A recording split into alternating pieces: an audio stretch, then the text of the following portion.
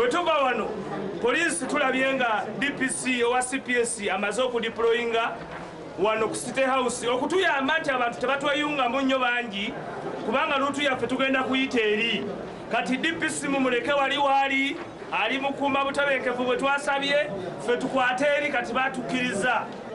Essaawa zigenze okukwera 5 ez'enkya nga woofiisi ya DP ekubyeko abavubuka abavudde mu bitundu ebitali bimu babadde balina okusimbula okwolekera woofiisi ya Ssaabaminisita ku bigere. Babadde bakyetereeza ne zireeta poliisi ebavuddemu era okukkakkana nga 10 okuli omwogezi waabwe Alex Waswa, pulezidenti waabwe Gerard Silage n'omumyuka we Shaban Senkubuge bakwate.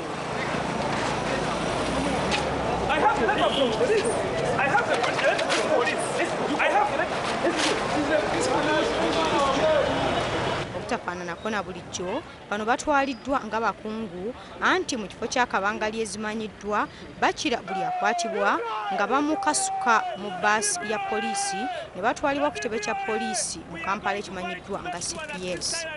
Era poliisi ebayimiriza nga tebanaba kuleetawo mbeera mbi ne 8 ku bo bakwatiddwa era bageza bakola statement ku poliisi.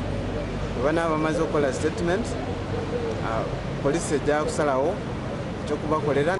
Wadde babatutte tebalinnya bagenze bawera okuddamu okwekalakaasa senga gavumenti tennyonnyola bannayuganda ekikyakuumidde Bigirimaana mu ofiisi. Omwogezi wa poliisi mu Kampala n'emiriraano agamba nti bagenze okubuuzibwa 4 na 5 era bwe bazuulibwa nga balina omusango gwa kutwalibwa mu kkooti.